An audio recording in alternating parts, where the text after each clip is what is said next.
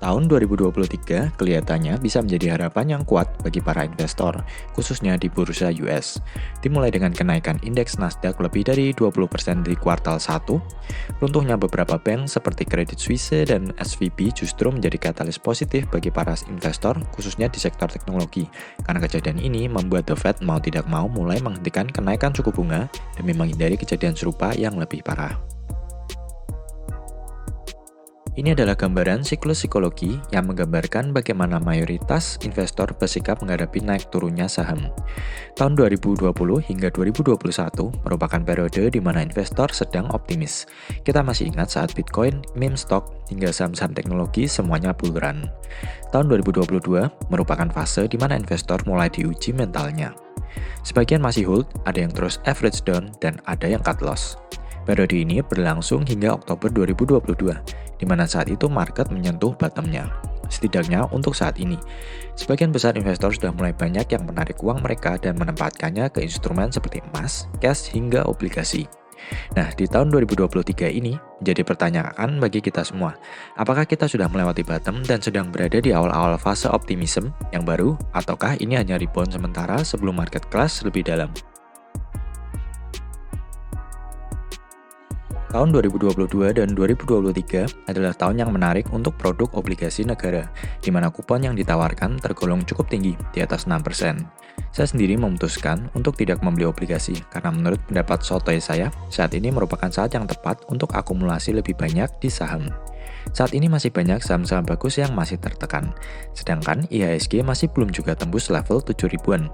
Nasdaq sedikit lebih baik, karena di kuartal 1 tahun ini sudah naik 20%. Smart money biasanya masuk di saat retail keluar.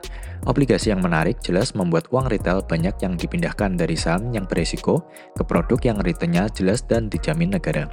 Paling tidak untuk menghadapi potensi resiko akan resesi. Smart money bisa saja mengambil kesempatan ini untuk akumulasi di saat retail memborong obligasi. Biasanya setelah saham naik banyak, retail mulai memindahkan uang mereka dari obligasi dan masuk ke saham yang sudah overvalued. Indikator lain yang bisa kita gunakan sebagai prediksi market bottom adalah dari siklus Bitcoin halving. Kita bisa perhatikan grafik historis sebelum dan sesudah Bitcoin melakukan halving. Halving pertama terjadi di tanggal 28 November 2012. Jika kita hitung 1 tahun ke belakang sebelum halving, Bitcoin mengalami kenaikan sekitar 275%. Sedangkan sejak halving hingga titik tertingginya, Bitcoin mengalami kenaikan sekitar 9.000%. Halving kedua terjadi pada 9 Juli 2016. Ternyata 1 tahun sebelum tanggal halving kedua tersebut, Bitcoin juga sudah naik sekitar 100%. Setelah halving hingga titik tertingginya, Bitcoin mengalami kenaikan sekitar 3.000%. Halving ketiga terjadi di 11 Mei 2020. Tepat setahun sebelum tanggal halving tersebut, Bitcoin mengalami kenaikan sebesar 70%. Dan setelah halving ke titik tertingginya, Bitcoin naik sekitar 600%. Nah, sekarang kita sedang menunggu halving berikutnya yang akan terjadi pada bulan April atau Mei 2024 tahun depan. Tentunya tidak ada jaminan Bitcoin akan bullish persis seperti ketika halving sebelumnya. Namun jika kita perhatikan sejak awal tahun 2023, harga Bitcoin sudah mengalami kenaikan sekitar 80%. Entah kenapa Bitcoin saat ini justru seolah-olah seperti menjadi leading indikator bagi pasar saham, khususnya saham-saham tech di Nasdaq. Jika Bitcoin naik, maka indeks Nasdaq juga mengalami kenaikan. Jika turun juga sama, biasanya Nasdaq juga akan turun mengikuti Bitcoin. Kuartal pertama tahun ini menunjukkan bahwa pergerakan Bitcoin dan bursa saham di Amerika cukup berkorelasi. Resesi mungkin saja terjadi secara tiba-tiba, tidak ada yang tahu. Lama resesi jika dihitung secara rata-rata sejak tahun 1850 adalah sekitar 17 bulan. Selain resesi, hal yang lebih mengkhawatirkan adalah bagaimana jika pasar saham dalam 10 tahun ke depan mengalami loss ticket, di mana dalam periode ini, market tidak pernah mencetak all-time high kembali.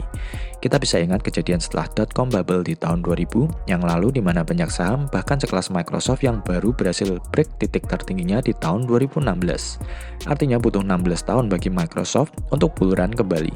Bagaimana jika hal ini juga terjadi sekarang, mengingat 1 dekade ke belakang merupakan periode terbaik yang pernah ada di pasar saham?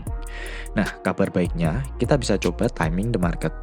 Investor yang terus akumulasi di harga bawah tidak perlu menunggu selama investor yang baru masuk ketika saham sudah break level tertinggi sebelum crash. Walaupun crash kelihatannya bisa bertahun-tahun, namun penurunan market dari puncak ke bottom berdasarkan sejarah biasanya berlangsung beberapa bulan hingga 3 tahun. Untuk melakukan timing, kita bisa set level buy berdasarkan persentase penurunan atau kita bisa menentukan entry point berdasarkan jangka waktu.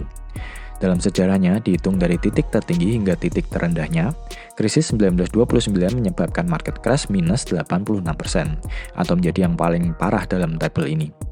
Tahun 1937 saat The Fed melakukan tightening menyebabkan pasar crash minus 60%.